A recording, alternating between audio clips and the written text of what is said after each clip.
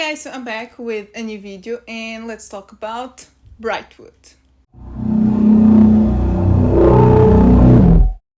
So this will have to be really quick because one, I'm on a clock to get to work, and two, I'm running out of battery. So yeah, I'm gonna try to be as concise as possible. So yeah, let's just get to it. So if you don't know what Brightwood is about, actually I just found out about this film.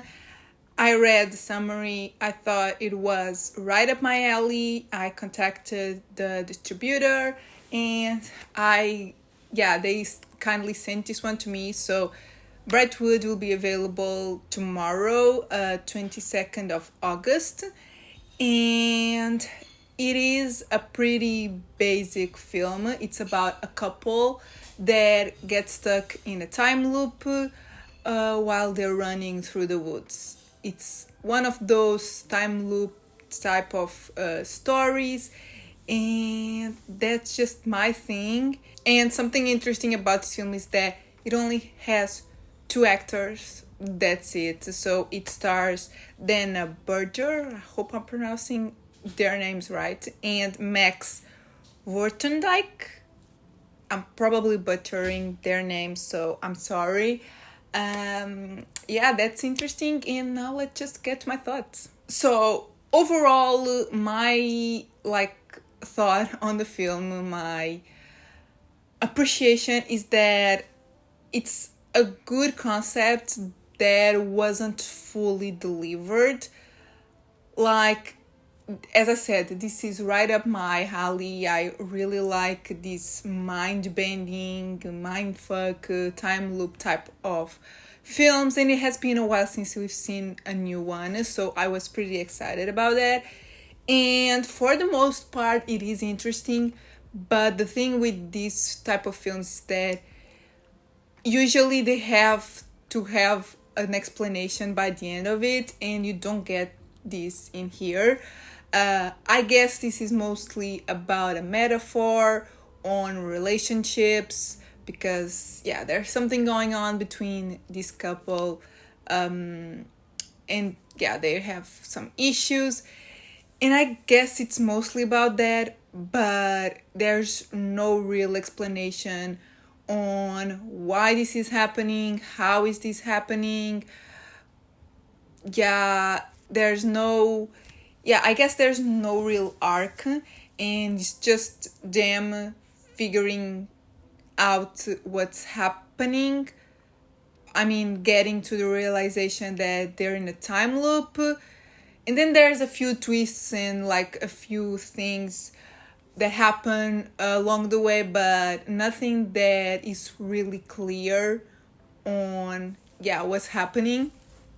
So that was a bit of a letdown, but overall, everything else is pretty solid. It's obviously an indie film and you can feel that straight away, but on a technical level it's pretty solid. The performances are fine.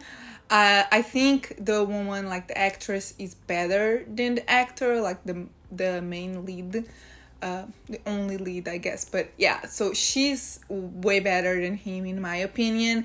But they're both fine. I guess it's about their characters as well. So his character is a little bit more comedic. So yeah, sometimes it was a bit cringy, but for the most part, it worked out. Cinematography is pretty interesting as well. The director was able to do some interesting shots with a low budget, which I always appreciate.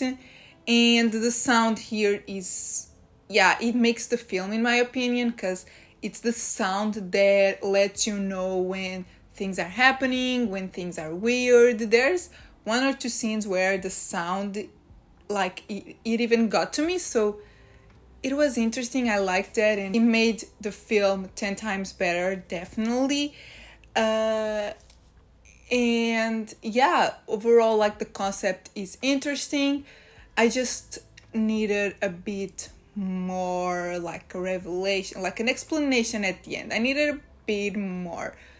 But overall, I'm not mad at this film. I think it will be a good rewatch because you'll catch some hints and yeah, and just understand things a bit better. I think this type of film, like mind-bending, time loop films, are always good on a rewatch, or even better on a rewatch because you get to like really dive deep and just and catch on things that you missed on a first watch. So yeah, I thought it was a fine. Also, I almost forgot about this, but it's way gorier than I thought it would be, like towards the end.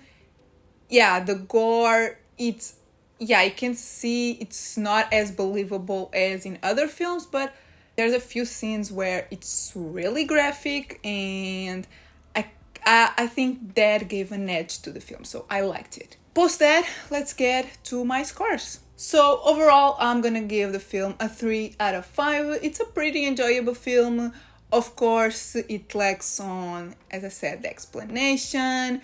It is also an indie film, so you have that feeling of a low budget, which isn't necessarily bad, but yeah, with a bit more budget and with a better like ending, this could be like a really good one. Cinematography, I also give it a 3 out of 5 for like the same reasons. It's nice, it's nicely shot and has a good like score, like sound design and all that. But it definitely can improve. It's definitely because of the low budget, but I understand that it's fine. And originality, I give it a 2 out of 5 because I don't think, obviously, this concept isn't new.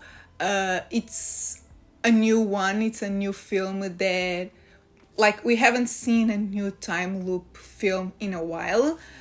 But yeah, the time loop concept isn't new, and they don't exactly add anything different. They do make fun of like your theories and concepts and explanations from other films, so I like that. But yeah, it's not super original. So yeah guys, these are my thoughts on Brightwood. If you're into time loop films, I definitely recommend you check out this one. So this will be available as the day I'm filming this, tomorrow, so August 22nd. And yeah, let me know in the comments if you end up watching it, your thoughts. Let me know in the comments other time loop, mindfuck, mind-bending films. I have a list, like a video about it here on my channel, but it's quite like old, so I might do a new one because I think there's new ones to add to it and new ones that I've seen. So yeah, let me know in the comments if you'd like a new video about mindfuck films. If you have any recommendations of this type of films, also tell me in the comments because I'm always excited to see new ones. It's like a subgenre that I really enjoyed. And yeah, if you liked the video, give it a thumbs up, subscribe if you're not subscribed yet, and I'll see you in my next video. Bye!